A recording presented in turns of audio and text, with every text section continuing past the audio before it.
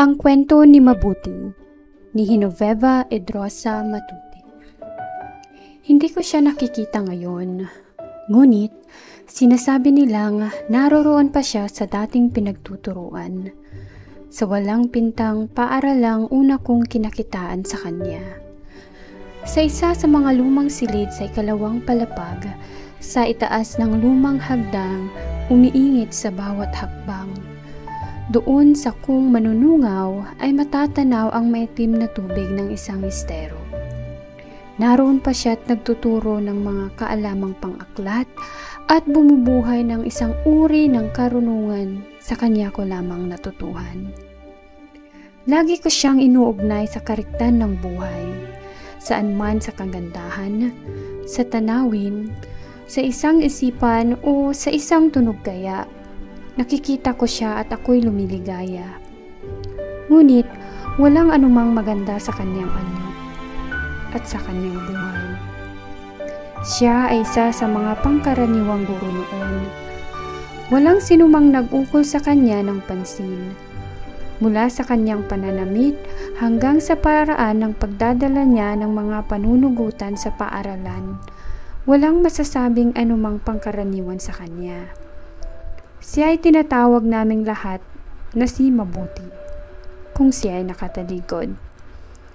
Ang salitang iyon ang simula ng halos lahat ng kanyang pagsasalita. Iyon ang pumalit sa mga salitang hindi niya maalala kung minsan at nagiging pamuno sa mga sandaling pag-aalanganin. Sa isang paraang malirip, iyon ay naging salamin ng uri ng paniniwala sa buhay. Mabuti ang sasabihin niya. Ngayon magsisimula tayo sa araling ito. Mabuti naman umabot tayo sa bahaging ito. Mabuti, mabuti. Hindi ako kailanman magtatapat sa kanya ng anuman kung di lamang nahuli niya kung minsang lumuluha. Nang hapong iyo'y iniluha ng bata kong puso ang pambata ring suliranin. Nooy magtatakip silim na at maliban sa pabugso-bugsong hiyawan ng mga nagsisipanood sa pagsasanay ng mga manlalaro ng paaralan, ang buong paligid ay tahimik na. Sa isang tagong sulok ng silid-aklatan, pinilit kong lutasin ang aking suliranin sa pagluha. Doon niya ako natagpuan. Mabuti may tao pala rito, wika niyang ikinukubli ang pag-agam-agam sa narinig. Tila may suliranin, mabuti sana kung may matutulong ako. Ibig kong tumakas sa kanya at wag nang bumalik pa kailanman. Sa bata kong isipan ay ibinilang kong kahihiyan at kababaan ang pagkikita pa naming muli sa hinaharap. Pagkikitang magbabalik sa gunita ng hapong iyon. Ngunit, hindi ako makakilos sa sinabi niya pagkatapos. Napatda ako na napaupong bigla sa katapat na luklukan. Hindi ko alam na may tao rito. Naparito ako upang umiyak din. Hindi ako nakapangusap sa katapatang naulinig ko sa kanyang tinig. Nakababa ang kanyang paningin sa aking kandungan. Maya-maya pa'y nakita ko ang bahagyang ngiti sa kanyang labi.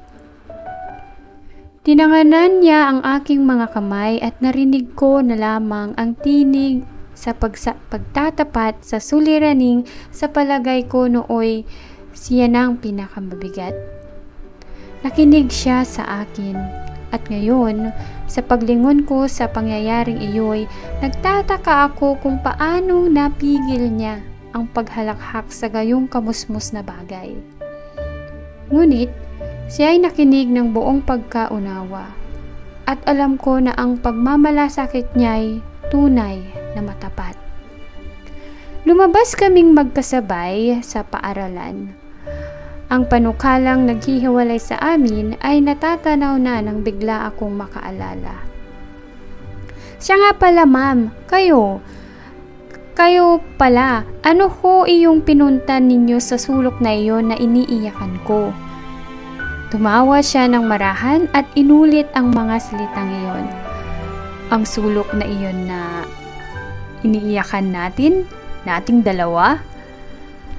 Nawala ang marahang halakhak sa kanyang tinig. Sana'y masabi ko sa iyo, ngunit ang suliranin kailanman. Ang ibig kong sabihin ay maging higit na mabuti sana sa iyo ang buhay. Si Mabuti naging isang bagong nilikha sa akin mula ng araw na iyon. Sa pagsasalita niya mula sa hapag, pagtatanong, sumagot, sa pagngiti niyang mabagal at mahiyain niyang mga ngiti sa amin. Sa paglagim ng kunot sa noo niya sa kanyang pagkayamot, naririnig kong muli ang mga yabag na palapit sa sulok na iyon ng silid-aklatan. Ang sulok na iyon, iniiyakan natin. Ang sinabi niya ng hapong iyon. At habang tumataginting sa silid naming ang kanyang tinig sa pagtuturoy, hinuhulaan ko ang dahilan o mga dahilan ng pagtungo niya sa sulok na iyon ng silid-aklatan. Hinuhulaan ko kung nagtutungo pa siya roon sa aming sulok na iyong aming dalawa. At sapagkat natuklasan ko ang katotohanan iyon tungkol sa kanya, nagsimula akong magmasid, maghintay ng mga bakas ng kapaitan sa kanyang sinasabi. Ngunit, sa tuwina, kasayahan, pananalig, pag-asa ang taglay niya sa aming silid-aralan. Pinuno siya ng maririkit na guni-guni ang aming isipan at ng mga tunog ang aming pandinig at natututuhan naming unti-unti ang kagandahan ng buhay. Bawat aralin namin sa panitikan ay naging isang pagtighaw sa kauhawan naming sa kagandahan at ako'y humanga. Wala yun doon kanina. Ang masasabi ko sa aking sarili pagkatapos na maipadama niya sa amin ang kagandahan ng buhay sa aming aralin. At hindi naging akin ang pagtuklas na ito sa kariktan, kundi pagkatapos na lamang ng pangyayaring iyon sa silid-aklatan. Ang pananalig niya sa kalooban ng may kapal, sa sangkatauhan, sa lahat na isa sa mga pinakamatibay na aking nakilala. Nakasasaling ng damdamin. Marahil, ang pananalig niyang yun ang nagpakita sa kanya ng kagandahan sa mga bagay na karaniwan na lamang sa amin ay walang kabuluhan. Hindi siya bumabanggit ng anuman tungkol sa kanyang sarili sa buong panahon ng pag-aaral naming sa kanya. Ngunit, bumanggit siya tungkol sa kanyang anak na babae, sa tangi niyang anak, nang paulit-ulit. Hindi rin siya bumabanggit sa amin kailanman tungkol sa ama ng batang iyon. Ngunit, dalawa sa mga kapag-aral namin ang nakababatid na siya'y hindi balok. Walang pag-aalinlangan ang lahat ng bagay at pangarap niyang maririkit ay nakapaligid sa batang iyon. Isinalaysay niya sa amin ang katabilan niyon. Ang paglaki ng mga pangarap niyon ang nabubuong layunin niyon sa buhay. Minsan, tila hindi namamalayang nakapagpapahayag ang aming guro ng isang pangamba ang pagkatakot niyang baka hindi umabot sa matatayog na pangarap ng kanyang anak. Maliban sa iilan sa aming pangkat, paulit-ulit niyang pagbanggit sa kanyang anak ay iisa lamang ang mga bagay na pinagtitiisang pakinggan sapagkat walang paraang maiwasan iyon. Sa akin, ang bawat pagbanggit na iyon ay nagkakaroon ng kahulugan sapagkat noon pa may nabubuo na sa aking isipan ang isang hinala. Sa kanyang magandang salaysay ay nalalaman ang tungkol sa kaarawan ng kanyang anak.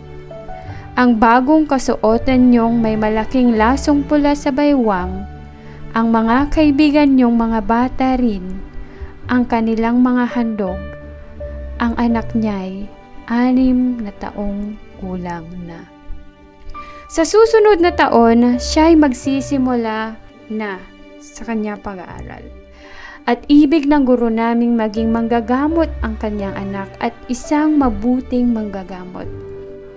Nasa bahaging iyon ang pagsasalita ng aming guro ng isang bata sa aking likuran ang bumulong, gaya ng kanyang ama. Narinig ng aming guro ang sinabing iyon ng batang lalaki at siya'y nagsalita, oo, gaya ng kanyang ama. Ang wika niya. Ngunit tumakas ang dugo sa kanyang mukha habang sumisilay ang isang pilit na ngiti sa kanyang labi. Iyon ang una at huling pagbanggit sa aming klase ang tungkol sa ama ng batang may kaarawan. Matitiyak ko noong may isang bagay ngang mali siya sa buhay niya. Mali siya ng ganoon na lamang.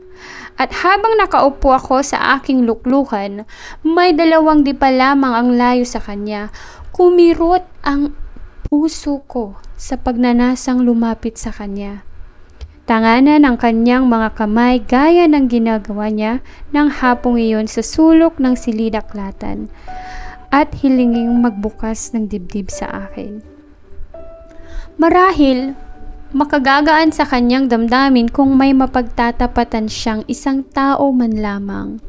Ngunit, ito ang sumupil sa pagnanasa kung yaon.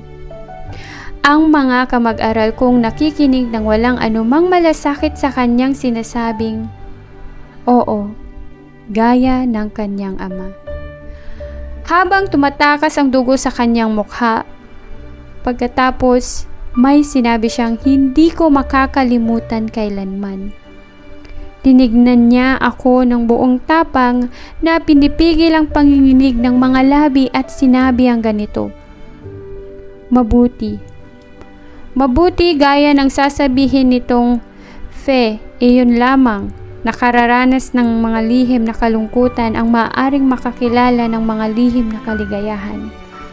Mabuti, at ngayon, magsimula sa ating aralin. Natiyak ko noon gaya ng pagkakatiyak ko ngayon na hindi akin ang pangungusap na iyon ni sa aking mga pagsasalita, ni sa aking mga pagsusulat. Ngunit, samantalang nakatitig siya sa akin ng umagang iyon, habang sinasabi niya ang pangungusap na iyon, nadama kong siya at ako ay iisa. At kami ay bahagi ng mga nilalang na sapagkat nakaranas ng mga lihim na kalungkutan, ay nakakikilala ng mga lihim na kaligayahan. At minsan pa, ng umagang iyon, habang unti-unting bumabalik ang dating kulay ng kanyang mukha, muli niyang ipinamalas ang mga nagtatagong kagandahan sa aralin naming sa panitikan. Ang kariktan ng katapangan, ang kariktan ng pagpapatuloy anuman ang kulay ng buhay. At ngayon, ilang araw lamang ang nakararaan buhat nang mabalitaan ko ang tungkol sa pagpanaw ng manggagamot na iyon. Ang ama ng batang iyong marahil ay magiging isang manggagamot din balang araw. Ay namatay at naburol ng 2 gabi at 2 araw sa isang bahay na hindi siyang tirahan ni mabuti at ng kanyang anak. At nauunawaan ko na ang lahat. Sa hubad na katotohanan yon at sa buong kalupitan yon ay naunawaan ko ang lahat.